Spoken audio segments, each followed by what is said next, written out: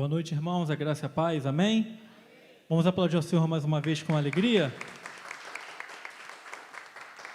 Sejam bem-vindos a mais uma Quarta Viva, você na sua casa também. Nós estamos chegando ao final da nossa série em Gálatas e hoje vamos para a penúltima mensagem em Gálatas.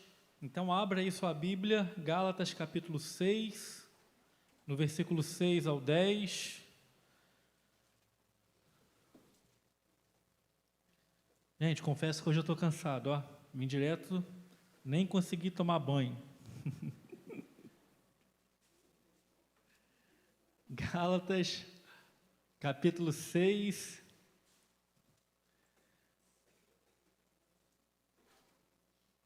Do versículo 6 até o versículo 10. Acharam? Diz assim: o que está sendo instruído na palavra, partilhe todas as coisas boas com quem o instrui. Não se deixe enganar, de Deus não se zomba, pois o que o homem semear, isso também colherá. Quem semeia para a sua carne, da carne colherá destruição, mas quem semeia para o Espírito, do Espírito colherá a vida eterna. E não nos cansemos de fazer o bem, pois no tempo próprio colheremos, se não desanimarmos. Portanto, enquanto temos oportunidade, façamos o bem a todos, especialmente aos da família da fé. Feche seus olhos mais uma vez. Deus, que o Senhor fale conosco nessa noite através da Tua palavra, que o Teu Espírito venha conduzir esses momentos e falar ao coração da sua igreja, que o Senhor tire toda a falta de atenção, todo o cansaço, e que nós possamos, Senhor, ministrar essa palavra e a sua igreja seja edificada nessa noite, entenda o que o Senhor quer falar, em nome de Jesus, amém.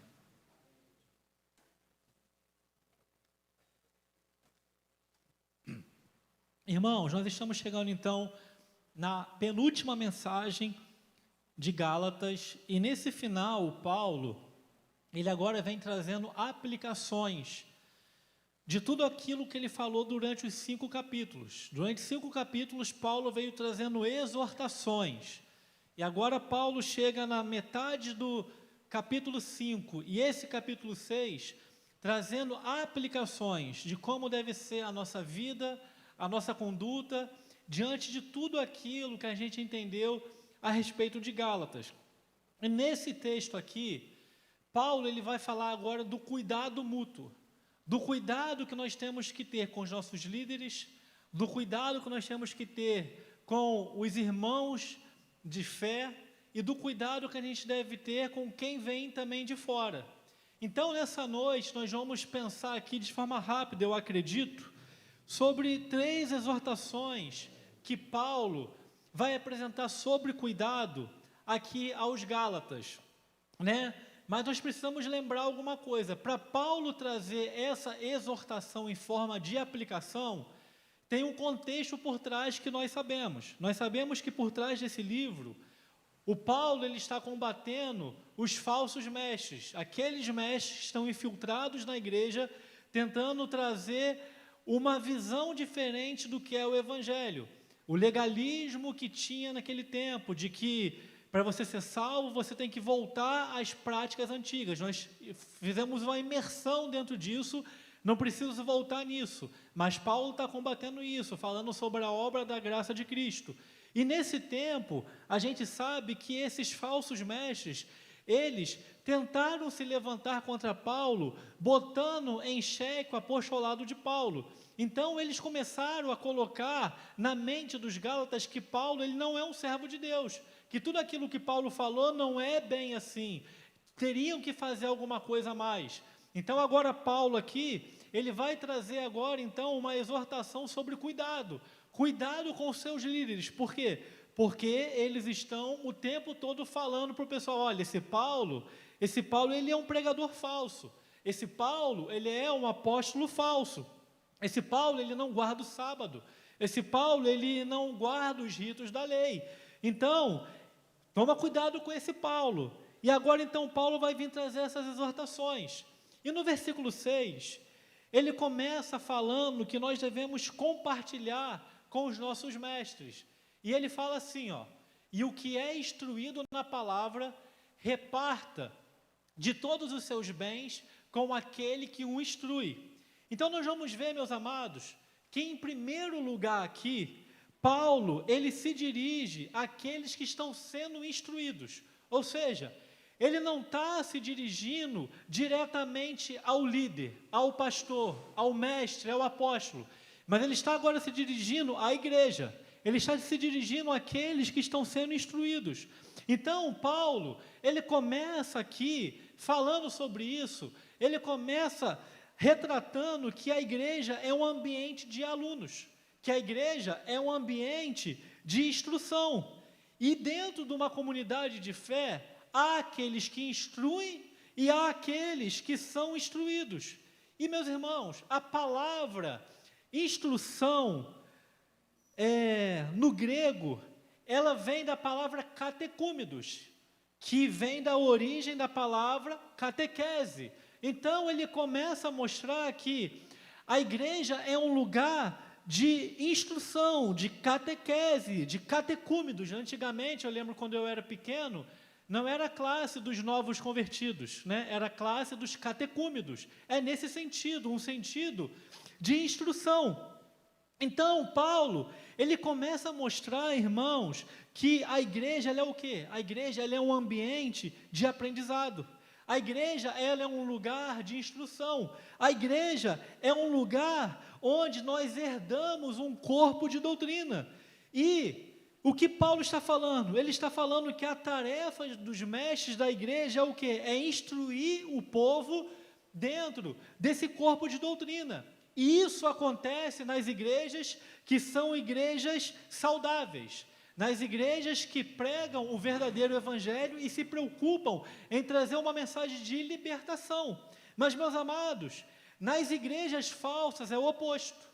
Nas igrejas falsas, em vez de a gente ter um ambiente de ensino, um ambiente de catecúmenos, nós temos um ambiente de pessoas, de líderes tentando inventar doutrinas, criando falsos ensinamentos. Nós temos um ambiente de pessoas criando ritos e regras. Para quê? Para aprisionar pessoas e não trazer a liberdade que nós estudamos aqui em Gálatas, a liberdade do Evangelho que nos liberta, para trazer uma responsabilidade de viver essa vida. Então, meus amados, numa igreja saudável, há um ambiente de instrução. Numa igreja saudável, há um ambiente de aprendizado, onde o povo, o quê? Ele recebe o ensino dos mestres e onde esses mestres ensinam a palavra de Deus. Mas observe aqui, meus amados, que Paulo não está se dirigindo aos mestres, aos pastores, aos professores, mas Paulo aqui no versículo 6, ele está se dirigindo ao quê? Aos alunos. Na verdade, ele, do 6 ao 10, ele não vai se dirigir aos mestres. Essa mensagem é uma mensagem para os alunos. Essa mensagem é uma mensagem para os irmãos, para nós que dividimos uma comunidade. Então, meus amados, Paulo ele começa a falar que nós temos uma forma de se portar com os nossos mestres. Nós temos uma forma de se portar na relação com os nossos pastores. E a primeira coisa que ele fala, como que nós devemos nos portar em relação aos nossos mestres e aos nossos pastores, e está na parte B do versículo 6, que fala assim, ó, reparta de todos os seus bens com aquele que o instrui. Você pode pensar, pronto, agora vai falar que a gente tem que dar dinheiro para pastor, tem que dar tudo que a gente tem para pastor. Não, irmãos, aqui tem um sentido para Paulo falar isso. Paulo aqui, ele começa a falar para a igreja, olha, fala assim, olhe para vocês devem fazer com que os pastores de vocês, em outras versões, eu acho que a minha está falando isso, participem de coisas boas. A minha versão fala, na palavra, partilhe todas as coisas boas. Então, o que Paulo está falando? Vocês devem fazer com que os seus mestres, com que os seus pastores participem de coisas boas. E o que são essas coisas boas? Essas coisas boas, amados, elas têm dois sentidos aqui. O primeiro sentido que Paulo traz de coisas boas é o sentido moral. Ou seja, ele está falando que esses irmãos e que nós devemos oferecer para os mestres da palavra, para os nossos pastores, o quê? O nosso respeito, a amizade, a consideração, o amor pelo que é pregado. Sabe por que é importante Paulo falar isso? Porque tem muitos pastores que, quando pregam, tem sempre um grupo da igreja que não dá o respeito para eles, que não aceita a palavra que é ministrada de forma bíblica na vida deles. Então Paulo está falando para os Gálatas: olha, vocês devem mostrar para eles esse sentido de coisas boas, vocês devem mostrar através do respeito a eles. Ou seja, Paulo está falando em outras palavras: vocês devem mostrar para mim um respeito, porque eu trago para vocês coisas boas, que é a palavra que o Espírito me instruiu. Vocês devem ter a consideração moral da minha amizade e trazer essa amizade para mim, a consideração deles, e principalmente, vocês devem tratar os líderes com amor, os líderes com zelo. Irmãos, o que Paulo está falando? Ele está falando que eles deveriam acolher esses mestres da palavra como sendo pessoas enviadas por Deus. Sabe por quê? Porque quando eles acolhessem os mestres da palavra como sendo pessoas enviadas por Deus, isso traria bem para eles, isso traria bem para a família deles, isso traria bem para a igreja que eles estão inseridos. Sabe por quê, meus amados? Porque fazer parte ou participante de coisas boas, nesse sentido, tem a ver com uma relação de afeto.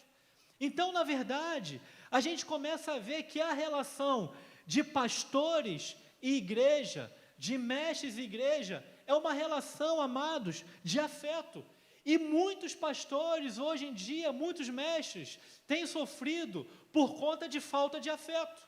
Quantos pastores que nós vemos que estão tirando a vida, que estão com depressão, que estão com síndrome do pânico, que estão com tantas situações que nós estamos falando do Setembro Amarelo. Por quê? Porque às vezes falta afeto, às vezes falta uma relação de amor, uma relação de companheirismo. Então, Paulo ele está falando que aquele que instrui na palavra deve ser recebido com afeto. Por quê? Porque quando ele instrui na palavra, ele traz aquilo de Deus que é melhor para a vida da pessoa. Como que a igreja retribui? Com afeto, com amor, com companheirismo, com cumplicidade. Então, meus amados, o primeiro sentido de trazer coisas boas ou repartir com os seus mestres é no sentido moral, de que você compartilha o respeito, compartilha o amor, compartilha isso em afeto, em comunhão, em koinonia, né? Sendo instruído por Deus. Mas tem um segundo sentido. O segundo sentido tem a ver com recursos financeiros. Ou seja, Paulo ele está falando que a igreja faria o obreiro participante de coisas boas à medida que a igreja compartilhasse dos bens que eles estão recebendo de Deus, para o sustento desses homens, de modo que eles se dedicassem ao ministério da palavra. Esse é o segundo sentido, amados. É fazer o quê? Para que eles se dediquem ao ministério da palavra, vocês então sustentem ele com boa vontade. Vocês então sustentem ele para que ele possa então participar de trazer a palavra para vocês, né? E algo interessante aqui, o verbo participante, ou na tua versão, repartir ou partilhe, é uma única palavra no grego. E sabe qual é o significado dessa palavra no grego? Vem da palavra koinonia, que é comunhão. Então, Paulo está falando, meus amados, que fazer participante ou repartir coisas boas significa viver uma vida o quê? De comunhão. Ou seja, é uma relação de companheirismo, é uma relação de amor. Então, Paulo está falando o que para a igreja da Galácia? Ele está falando que eles não deveriam enxergar seus mestres como alguém que está ali apenas prestando um serviço, como alguém que está ali o quê? Pregando, trabalhando, e eles estão remunerando. Paulo está falando, não olhe os seus mestres como um empregado. E tem muita igreja que olha pastor como empregado da igreja. Não olhe seus mestres, meus amados, como alguém que apenas está prestando um serviço. Não é esse o sentido de fazer participar de coisas boas.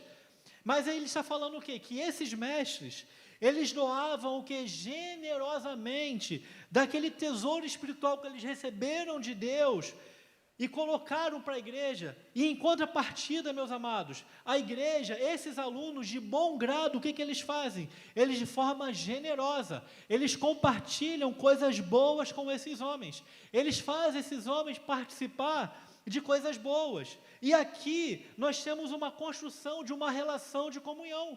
Uma igreja viva, uma igreja que entende o que é a palavra de Deus, ela vive isso em comunhão, essa relação com seus pastores, com seus mestres, em comunhão. Sabe por que Paulo está falando a respeito dessas coisas? Porque, meus amados, sabe por que Paulo trata de amizade, de fraternidade, de sustento financeiro? Sabe por que ele está falando sobre isso? Porque, mais uma vez eu lembro aqui, falsos mestres estão contra ele, falsos mestres estão pregando contra a autoridade dele. Então, meus amados, Paulo está falando para ele, olha, essas pessoas que estão trazendo essa mensagem para vocês, eles só querem poder. Nós vemos isso no capítulo 4, no versículo 7, quando Paulo lá fala que aqueles só querem o bem deles para eles ganharem alguma coisa em troca. Não sei se foi o Sebastião ou o Tiago que pregou sobre essa passagem. Então, a gente começa a ver, meus amados, que a igreja, ela é um ambiente de mestres, de pastores e rebanho, de comunhão. É claro, irmãos, que existem falsos pastores. É claro que existem pastores picaretas, sem vergonha, sem caráter. Tem gente que pega esse texto aqui e fala, versículo 6, né?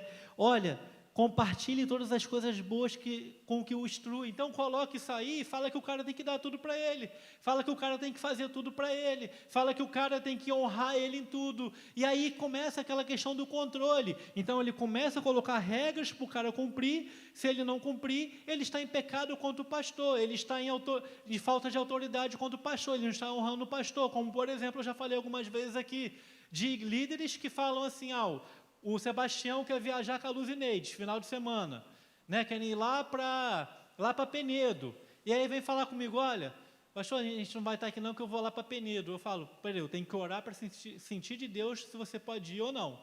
E aí eu sei que eu preciso dele aqui. Eu senti de Deus que você não pode ir, se você está em pecado. Então, tem líderes que fazem isso, meus amados, e isso não é uma igreja saudável. Então, essa relação não é uma relação de abuso, tanto do líder quanto da igreja com o líder, entenderam? Então, Paulo ele está falando aqui que eles têm que manter essa comunhão, eles têm que manter o amor, a consideração, a fraternidade, o respeito e também o próprio sustento, sabe? E às vezes nós acabamos caindo nesse legalismo. Alguns exemplos que eu vou citar aqui.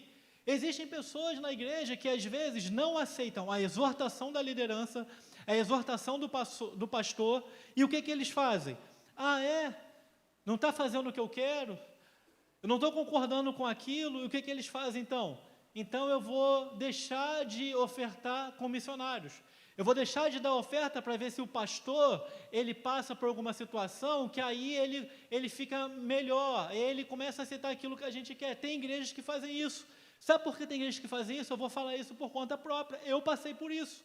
Teve situações no ministério que eu estava, quando eu estava fora, de pessoas que eram líderes da igreja, que começaram a me dar problema, que eu chamei para conversar, que eu exortei, que não resolveu, que eu depois tirei da liderança e não resolveu, o que começou a fazer? Parou de dar o dízimo. E começou a fazer montinho para as pessoas pararem de dar o dízimo. Para quê? Para ver se eu ia passar dificuldade, para eu ir pedir ajuda ou deixar de fazer aquilo que eu achava que eu tinha que fazer, para a igreja ser como eles sempre queriam que fosse. Uma vez, irmãos, para vocês terem noção, eu sempre venho aqui uma vez ao ano. E aí, não sei se vocês sabem, mas para eu vir para cá, a passagem para mim, para o Tito e para a Thaisa do Pará para cá, nós três ida e volta era em torno de 4 a 5 mil reais. Então, como que a gente fazia? A gente vinha em janeiro. Então, eu comprava a passagem em janeiro, parcelava 12 vezes, vinha para cá e já comprava do outro ano para parcelar em 12 vezes para conseguir vir aqui ver a família. E uma vez aconteceu uma situação que Não sei o que aconteceu, que apareceu lá para mim uma passagem de R$ 200. Ida e volta, ou seja, R$ 100 para ir, R$ 100 para voltar. Ia dar R$ 600. E era para dezembro, para o meu aniversário. Eu falei, o quê? Pô, vou lá ver, né? O povo, vou lá em casa um pouquinho, ficar 10 dias. E aí, então, eu falei, pô, vou comprar a passagem. Reuni a liderança, falei, gente, apareceu isso, vejo que é uma bênção de Deus. Estou sem ver minha família, a Thaisa precisa ver a mãe dela, aquela coisa toda. E aí, esse irmão, ele levantou e falou, vai ficar quantos dias? Falei, 10 dias. E como que a gente vai fazer esses 10 dias aí? Vai descontar? Aí eu falei, pô, irmão, então, se eu levar isso aqui como trabalho, o último lugar que eu ia trabalhar seria aqui. Porque como trabalho, como engenheiro, eu ganhava 3 vezes mais do que eu ganho aqui. Eu trato isso aqui como missão.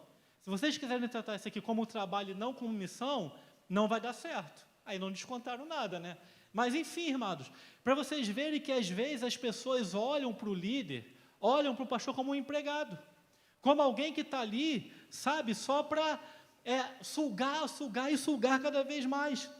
Então Paulo está falando, olha, não deixem de viver essa vida de comunhão e respeito. A segunda exortação que ele fala é que eles deveriam considerar o princípio da semeadura. Versículo 7 e versículo 8, diz assim, ó, não se deixem enganar, de Deus não se zomba, pois o que o homem semear, isso também colherá. Quem semeia para a sua carne, da carne colherá destruição, mas quem semeia para o Espírito, do Espírito colherá a vida eterna. Paulo aqui, ele usa agora uma ilustração do trabalho do agricultor para mostrar o modo como Deus administra esse mundo. Então Paulo ele começa falando no versículo 8 da semeadura. E ele começa falando então que existe uma semeadura que é boa e existe uma semeadura que é ruim. E cada uma traz o seu fruto. Então ele começa no versículo 8 falando sobre a carne. Então Paulo ele fala que semear para a carne também tem 2 sentidos. O sentido imediato e o sentido mais amplo. Então, no primeiro lugar, semear na carne está com a relação no versículo 6. Lembra que eles estão se negando a trazer coisas boas para os seus líderes? Então, Paulo ele faz essa relação, ele fala, olha, vocês estão se negando a ter convivência com os verdadeiros pastores. Então, o que vocês estão fazendo? Vocês estão compartilhando a vida de vocês com falsos pastores. Então, o que vocês estão fazendo?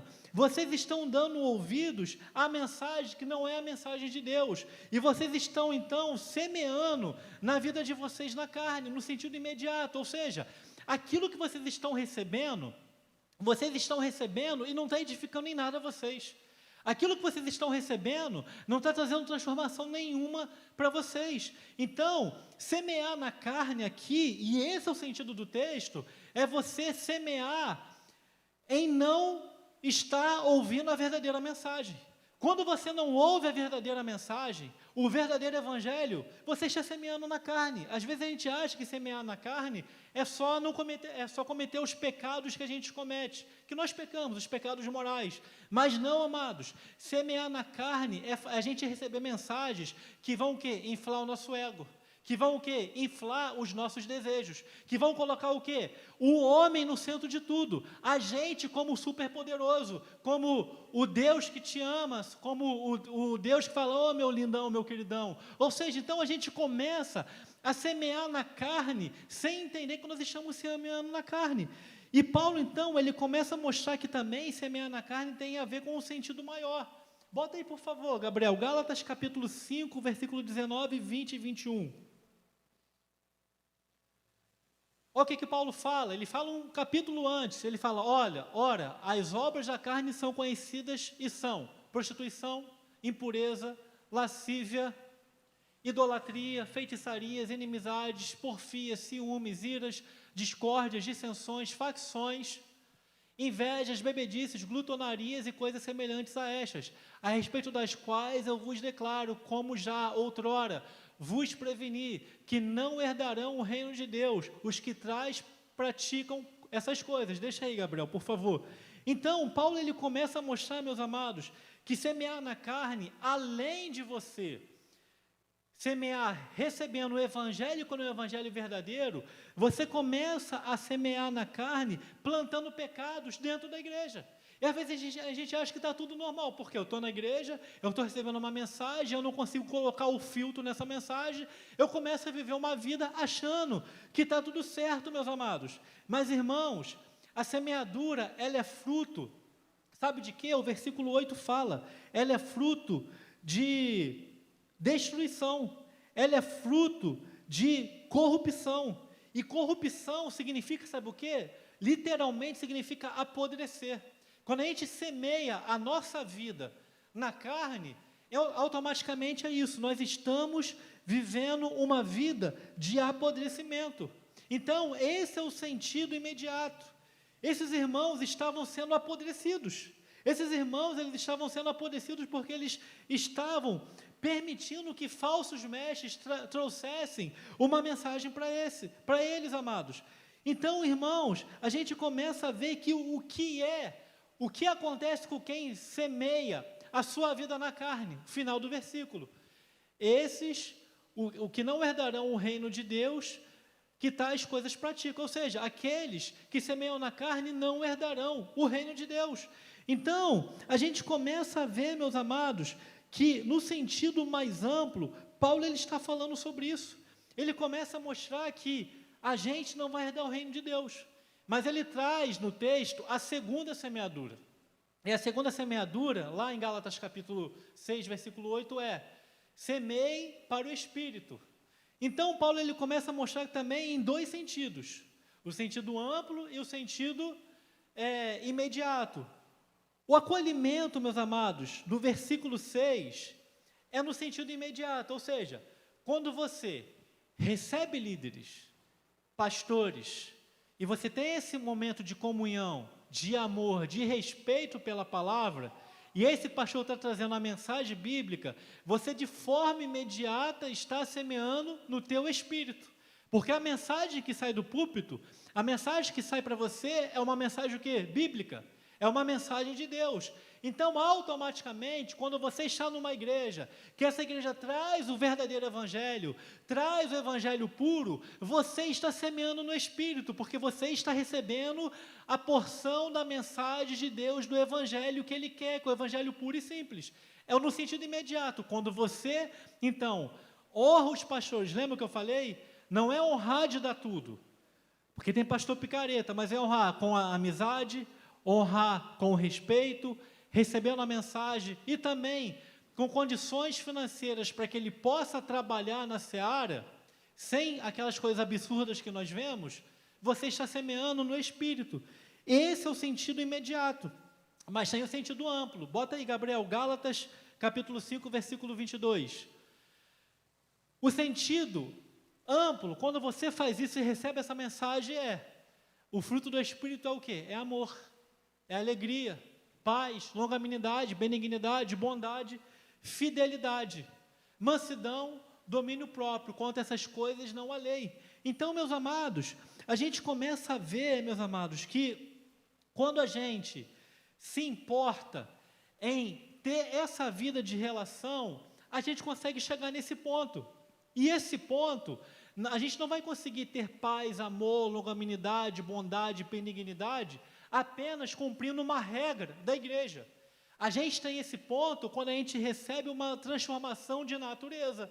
É o que eu tenho falado. Por que eu consigo amar meu irmão sendo ruim? Porque a minha natureza foi transformada por Cristo. Por que eu sirvo a Deus nos ministérios, na igreja, sendo ruim? Às vezes não concordando. Por quê? Porque eu não sirvo para Deus se agradar de mim, ou para eu olhar e falar, caramba, ó Deus, estou fazendo isso, então me abençoa. Eu faço isso porque Ele já se agradou da minha vida, já se agradou do meu louvor, já se agradou da relação que nós temos de pai e filho, entende? É uma forma completamente de olhar a caminhada cristã, não é igual tem gente que fala assim, eu vou trabalhar, aí agora, poxa, o Sebastião e o Luiz Ney vão trabalhar e vão viajar de novo, dessa vez vão poder viajar. Aí a gente libera, aí eles vão lá e viajam. né? Eles viajam, ficam um mês fora, aquela coisa toda. Aí, quando eles voltam, aí a primeira coisa que eu encontro é como foi a viagem. Ah, foi muito boa. Então, agora você trabalha mais na obra de Deus, para Deus te abençoar mais, para você poder viajar mais vezes. Irmão, eu já sou filho. Ele me abençoa porque eu sou filho dele. Eu não trabalho na obra de Deus para ele me abençoar para eu poder viajar. Ele me abençoa porque eu já tenho uma relação com ele de filho, porque ele já é meu Deus. Entendeu? A forma de a gente se relacionar com o Pai, ela muda. A forma de a gente viver essa caminhada, ela muda. Então, meus amados, por isso que ele está falando, olha, ele está falando, vocês, quando recebem bons pastores, trazem coisas boas para ele, que é tudo isso, vocês vão receber também o Espírito, vão semear no Espírito. E aí, meus amados, Paulo, então, ele continua falando, mas para isso acontecer, a semeadura, ela vem empacotada de uma advertência. E qual é a advertência? Versículo 7. O versículo 7 fala assim, ó, não vos enganeis, de Deus não se zomba, pois aquilo que o homem semear, isso também ceifará. Irmãos, qual é o risco aqui? Paulo aqui, ele está falando de tom de urgência, sabe por quê? Ele está falando, olha, não se engane, porque é muito fácil nos enganarmos a respeito dessas coisas. Paulo está dizendo, meus amados, que muitos desses irmãos estavam vivendo na carne, pensando que no final ia dar certo, ou seja, eles estavam assim pensando, olha, eu estou vivendo na carne, eu estou vivendo aqui, estou recebendo tudo que eu estou recebendo, estou ouvindo tudo que eu estou recebendo, mas estou vivendo a minha vida, porque eu sei que no final vai dar certo. Ele está falando, olha, de Deus não se zomba, ou seja, você não vive no pecado achando que no final você vai ter paz e segurança para você viver uma vida com Deus.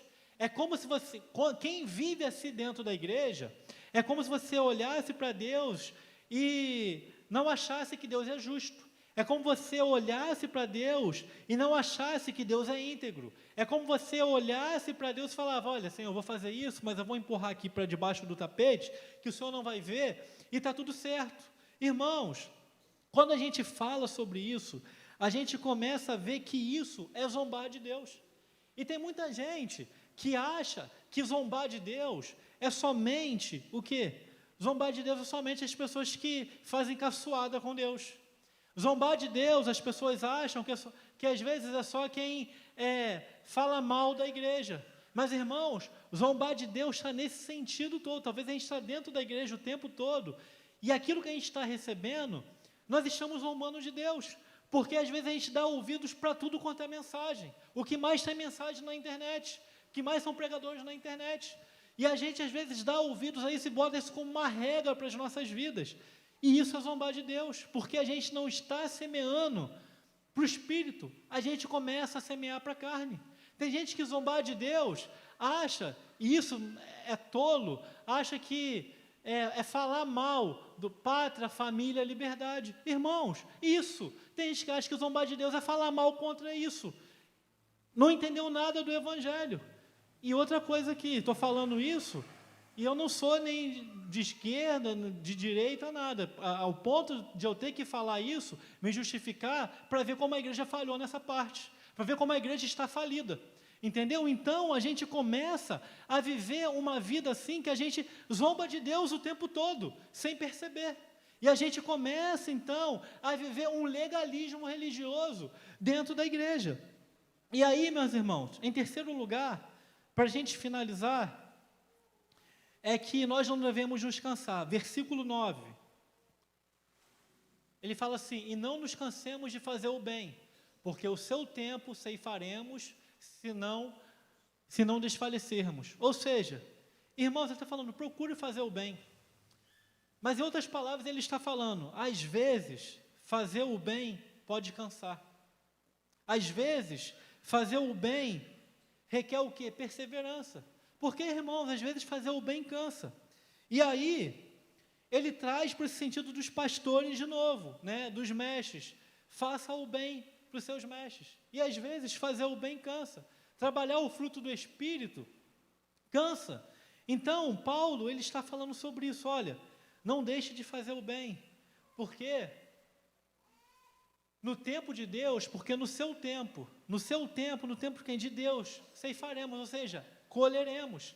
Quando nós fazemos o bem, meus amados, no tempo de Deus nós colheremos. E fazer o bem, mais uma vez, eu não faço o bem para eu ser abençoado, não. Eu faço o bem porque faz parte de mim. Eu faço o bem porque faz parte da minha vida. Porque eu vivo para fazer o bem, porque Cristo já fez o maior bem que Ele podia fazer pela minha vida. E eu não tinha condições de fazer.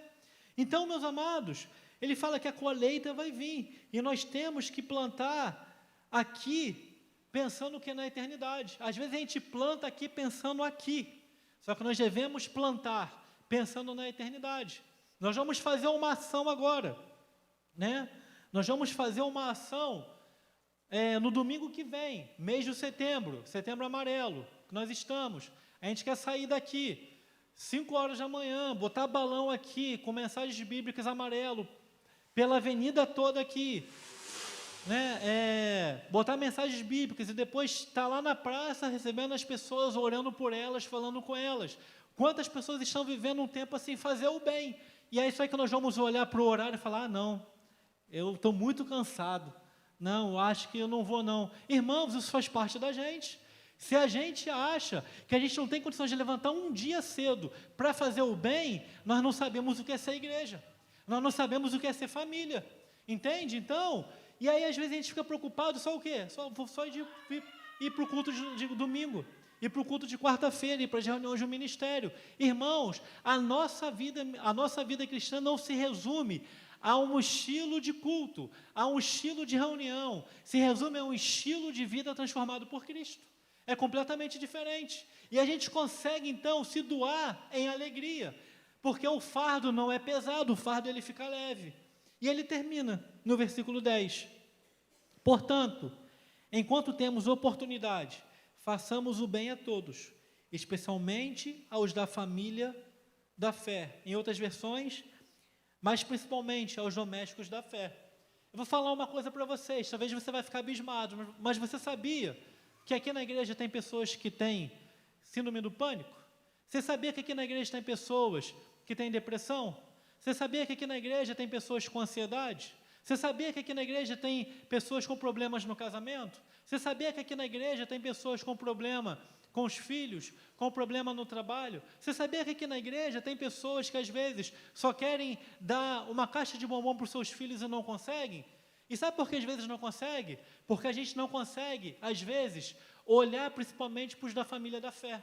A gente está tão acostumado aos nossos afazeres domésticos, seculares e religiosos, que a gente não consegue olhar para o irmão e ver que ele está mal, que ele está precisando de ajuda, que ele está precisando de um abraço, que ele está precisando de conforto. Eu cheguei aqui cansado pra caramba, vim para cá umas 6 horas, fui lá para o gabinete, fiquei preparando a mensagem, mexer aqui nas coisas do violão, eu saí aqui, cara. Mas pensa num desânimo, cansado, a Cleide chegou ali e falou, acho que você não está muito bem não. Falei, pô Cleide, estou cansado pra caramba. Ou seja, os irmãos percebem, irmãos, quando o outro está precisando, mas só percebe o quê? Quem vive no mesmo espírito de família, como filhos, entendendo que um está aqui para o quê? Fazer o bem a todos, mas principalmente aos da família da fé. Ou seja, a gente quebra mais um paradigma aqui. Não é só a obrigação do pastor, é a obrigação de todos nós. Eu tenho que cuidar de vocês, mas vocês têm que cuidar de mim. Vocês têm que cuidar de quem está do seu lado, de quem está atrás de você, de quem está na frente de você. E isso é fazer o bem à família da fé. E assim, meus amados, nós só vamos conseguir fazer o bem se a gente semear no Espírito e jamais na carne. Então, que você possa sair daqui nessa noite pensando nessa relação, na sua relação com seus líderes, com seus irmãos, com quem não é irmão, e principalmente semeando na palavra, no Espírito, para que você então faça o bem para a glória de Deus. Amém?